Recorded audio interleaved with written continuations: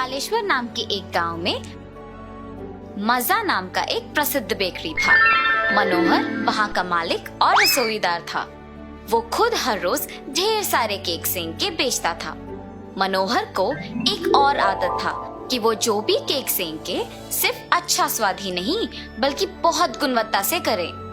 विभिन्न आकार और तरह तरह के स्वाद से केक बनाने के लिए मनोहर जाने जाता था।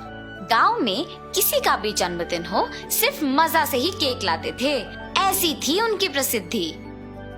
सिर्फ केक ही नहीं बल्कि वहाँ पे bread, juices, cold drinks, puffs जैसे चीज भी मिलती थी। इस वजह से मजा बेकरी हमेशा भीड़ से व्यस्त रहता था।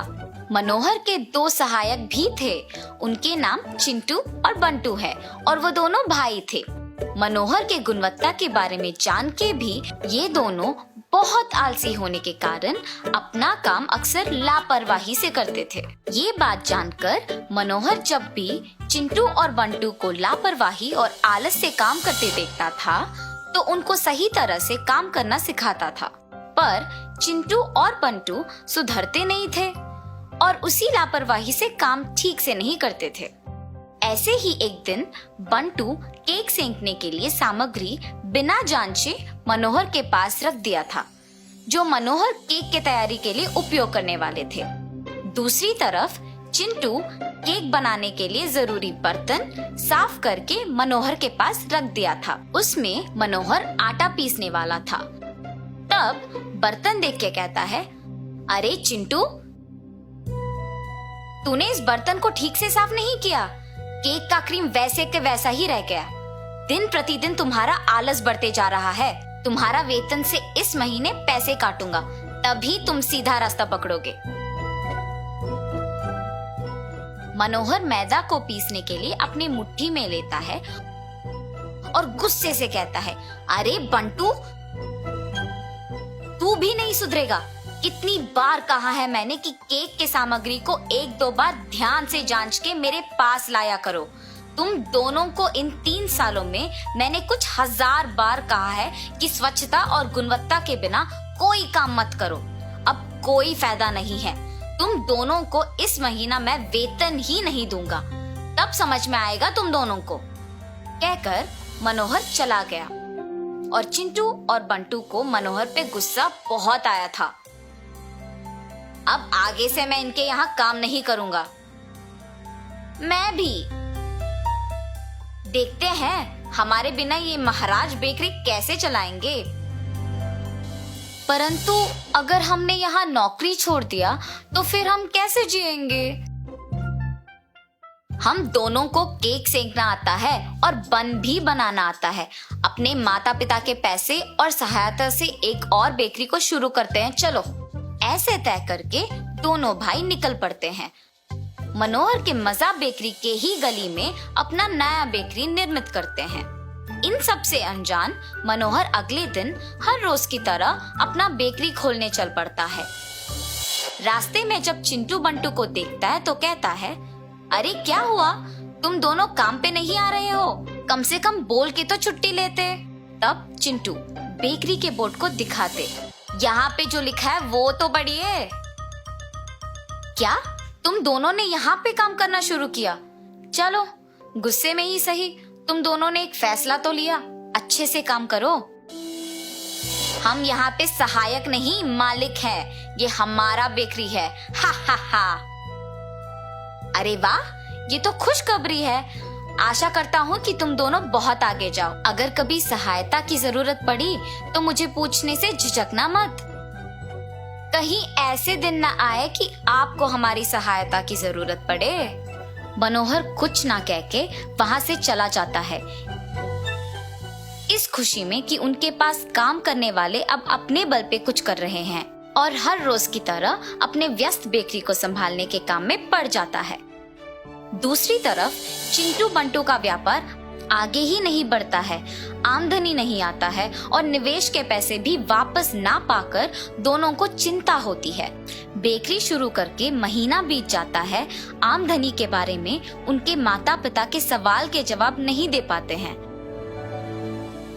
आमदनी के बिना व्यापार कैसे चलेगा?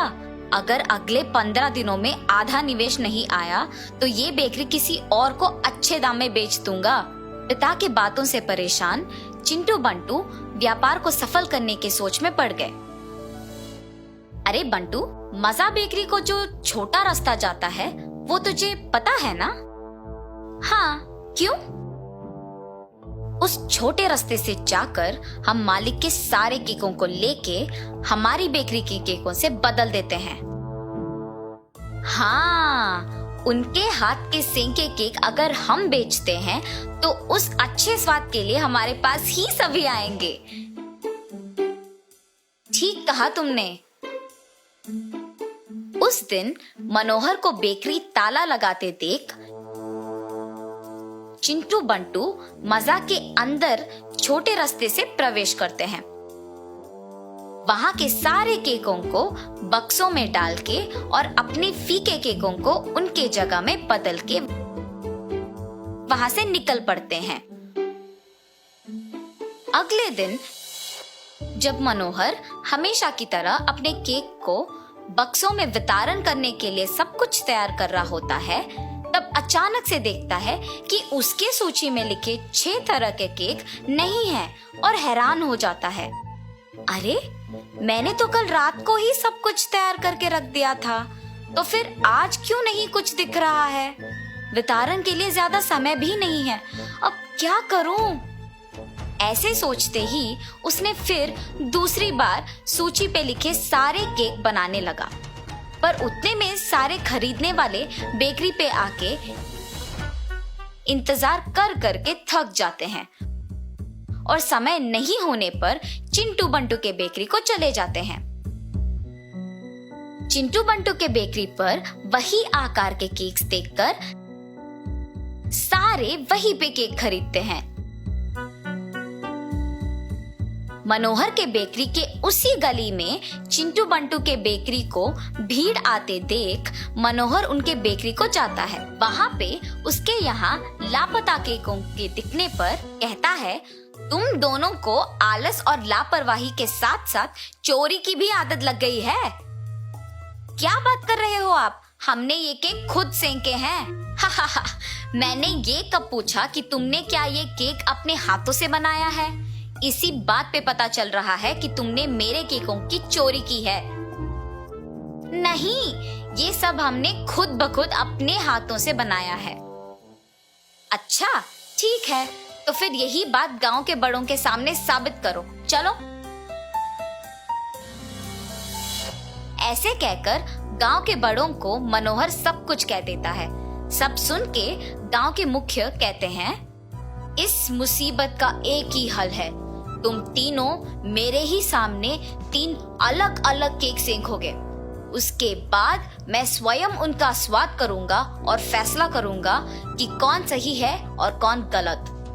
ऐसे कहकर गांव के मुखिया केक के लिए जरूरी सामग्री की तैयारी करवाते हैं और तीनों अपने अपने केक की तैयारी शुरू करते हैं। मनोहर अपने केक करने के तरीके से सबको आकर्षित कर चुका था और बहुत तेजी से केक की तैयारी को समाप्त कर चुका था। तीनों के केक की तैयारी के बाद गांव के मुखिया तीनों केक के स्वाद देख के और फिर चिंटू बंटू के बेकरी के केक को भी स्वाद करते हैं। केक को मनोहर ने सेंका है। अगर उसके केक तुम्हारे बेकरी में है तो उसका एक ही मतलब है, तुम दोनों ने उनके बेकरी में घुस के चोरी किया है और सबको धोखा दिया है। तुम्हें इसकी सजा अब भुगतनी ही पड़ेगी। ऐसे कहकर चिंटू बंटू को गांव से हमेशा के लिए भेज दिया गया था। इस कहानी का नैतिक है, मेहनत करोगे तो जिंदगी में कुछ भी हासिल कर पाओगे, आलसी बन जाओगे तो सबके सामने मजाक बन जाओगे।